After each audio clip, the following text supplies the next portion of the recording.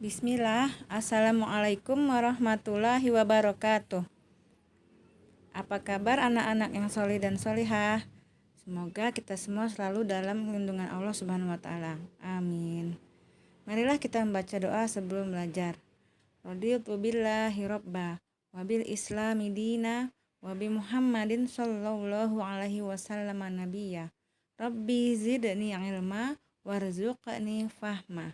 Allahumma inni as'aluka ilman nafi'a wa rizqan thayyiba wa amalan mutaqabbala. Baik, kita lanjutkan pelajaran PAI K13 tentang senangnya meneladani para nabi dan ashabul kahfi. Kali ini Ustazah akan menceritakan tentang kisah teladan Nabi Yunus, Nabi Zakaria, Nabi Yahya, Nabi Isa, dan kisah keteladanan ashabul kahfi. Baik, kita simak. Untuk kisah Nabi Yunus, Ustazah sudah kirimkan video kisah Nabi Yunus. Silahkan ditonton oleh anak-anak, disimak ceritanya. Kalau kurang jelas, kalian bisa baca pada buku ini yang Ustazah kirimkan di video ini. Caranya, stop. Untuk membacanya, videonya di stop supaya kalian bisa membacanya terlebih dahulu.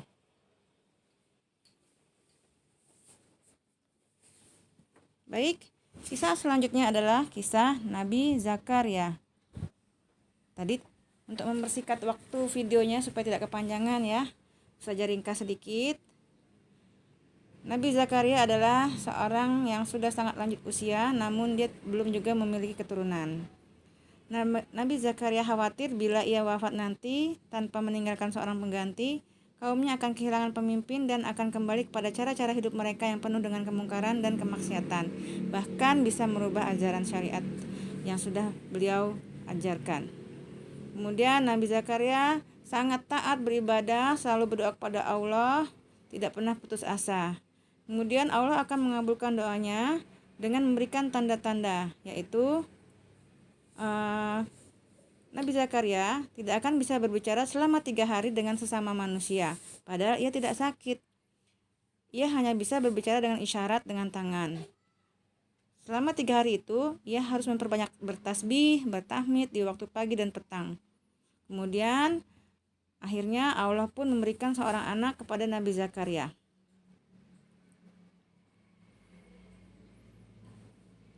Jadi anak-anak, kita tidak boleh berputus asa. Kita harus berusaha dan terus berdoa dengan ikhlas. Setiap cobaan Allah datangkan itu tentu ada hikmah dan terkandung di dalamnya. Baik, kita lanjutkan dengan kisah keteladanan Nabi Yahya. Nabi Yahya adalah anak Nabi Zakaria. Nabi Yahya juga adalah seorang yang bertakwa, yang cerdik, berpikiran tajam, dan selalu berbakti kepada kedua orang tuanya. Di samping itu, Nabi Yahya juga terkenal sebagai seorang nabi yang teguh pendirian dalam berdakwah. Contoh, Nabi Yahya telah menyampaikan larangan Allah Subhanahu wa Ta'ala kepada Raja Herodus yang ingin menikahi anak tirinya Herodia. Nabi Yahya alaihissalam kemudian tidak menghiraukan ancaman raja demi untuk menegakkan kebenaran dan melawan kebatilan. Bersama Nabi Zakaria, Nabi Yahya berdakwah menyebarkan agama tauhid kepada umatnya sehingga mereka terpelihara. Jadi anak-anak, kisah teladan yang bisa kita ambil adalah sikap tegas dari Nabi Yahya untuk mengatakan yang itu benar adalah benar dan yang salah tetaplah salah. Seperti yang dialami oleh rencana pernikahan Raja Herodus dengan putri tirinya yang bernama Herodia. Nabi Yahya menolak pernikahan tersebut walaupun harus beresiko dia diancam oleh raja. Kisah selanjutnya adalah kisah Nabi Isa. Nabi Isa alaihissalam, dia diutus kepada Bani Israel untuk mengajarkan tentang keesaan Allah dan menyelamatkan kaumnya dari kesesatan. Nabi Isa alaihissalam juga merupakan salah satu dari Rasul Ul Azmi. Nabi Isa adalah putra dari Maryam. Nabi Isa juga diberikan oleh Allah kitab suci yang bernama Injil untuk menyampaikan ajaran tauhid. Namun beliau mendapat penolakan dari Bani Israel. Akan tetapi dengan gigih beliau selalu menyampaikannya. Mukjizat Nabi Isa adalah dapat berbicara dengan manusia ketika masih bayi atau masih dalam buayan, dapat menyembuhkan orang yang buta, dapat menyembuhkan orang yang berpenyakit dengan seizin Allah. Sementara itu, sebelum Nabi SAW diangkat ke langit, beliau menyampaikan kabar bahwa akan datang seorang Nabi dan Rasul. Nabi dan Rasul yang dimaksud Nabi Isa adalah penutup dari seluruh Nabi, yaitu Nabi Muhammad SAW. Nah, anak-anak, silahkan anak-anak baca kembali, bisa di stop videonya. Jadi kita harus menjaga kehormatan orang tua dan keluarga seperti yang dicontohkan Maryam ibunda Nabi Isa. Kemudian kita harus berkata yang benar, kita harus meyakini bahwa Nabi kita adalah seorang Rasul. Kita meyakini bahwa Nabi Isa diberi wahyu berupa kitab suci Injil. Dan kita juga harus menyembah Allah Subhanahu wa taala. Kita yakin bahwa orang bertakwa pasti dilindungi oleh Allah Subhanahu wa taala. Baiklah anak-anak, kita lanjut ke cerita keteladanan Ashabul Kahfi. Kisah ini menceritakan 7 orang pemuda dan seekor anjing yang ditidurkan oleh Allah Subhanahu wa taala selama 309 tahun. Kisah ini dapat kita temui dalam Quran surat Al-Kahfi ayat 13. Silahkan nanti dibaca ya.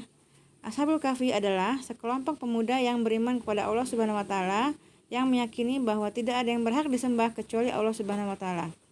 Mereka teguh di atas keyakinan yang benar meskipun bertentangan dengan mayoritas masyarakat ketika itu. Ashabul Kahfi mengambil keputusan untuk menghindari kerajaan Dakianus dengan cara bersembunyi di gua. Jadi Dakianus ini adalah raja yang suka menyembah berhala. Jadi siapa yang tidak mau akan dihukum. Kemudian mereka berlindung di dalam sebuah gua yang cukup luas sehingga mereka bisa tinggal dengan nyaman di dalamnya. Allah Subhanahu wa taala juga menidurkan mereka di dalam gua tersebut selama 309 tahun sehingga mereka tidak dapat dibangunkan oleh suara apapun. Selama tidur di dalam gua, mereka mendapat perlindungan dan penjagaan dari Allah Subhanahu wa taala. Ketika Allah Subhanahu wa taala membangunkan Ashabul Kahfi, salah satu dari mereka pergi ke kota dengan membawa uang untuk membeli makanan. Ternyata ia mendapati negerinya itu sudah berubah. Penduduk dan pemerintah pun telah berganti. Penduduk tidak mengenali mereka, juga tidak seorang pun yang dia kenal dari penduduk negeri tersebut. Demikianlah kisah ringkas Ashabul Kahfi yang beriman kepada Allah Subhanahu wa taala dan jujur dengan keimanannya tersebut. Allah Subhanahu wa taala balas keimanan dan kejujuran mereka dengan menyelamatkan dan memuliakan mereka dan menjadikan mereka sebagai teladan bagi orang-orang yang beriman hingga akhir zaman. Oleh sebab itu, sebagai anak muslim ya anak-anak, kita harus memiliki sikap teguh pendirian terhadap keyakinan yang benar, seperti yang dicontohkan Ashabul Kahfi yang berusaha untuk menyelamatkan akidahnya, keimanannya kepada Allah Subhanahu wa taala. Kita harus yakin bahwa orang yang beriman dapat perlindungan dari Allah Subhanahu wa taala. Demikian anak-anak, kisah para nabi dan Ashabul Kahfi, semoga kalian dapat meneladaninya. Di bawah ini adalah rangkuman. Silahkan dibaca-baca dengan cara di stop videonya. Semoga anak-anak bisa memahami dan bisa menceritakan kembali kepada saudaranya di rumah, kakak, adik ya. Sekian dari Ustazah. Barakallahu fikum. Subhanakallahumma wa bihamdika asyhadu alla ilaha illa anta astaghfiruka wa atubu ilaik. Wassalamualaikum warahmatullahi wabarakatuh.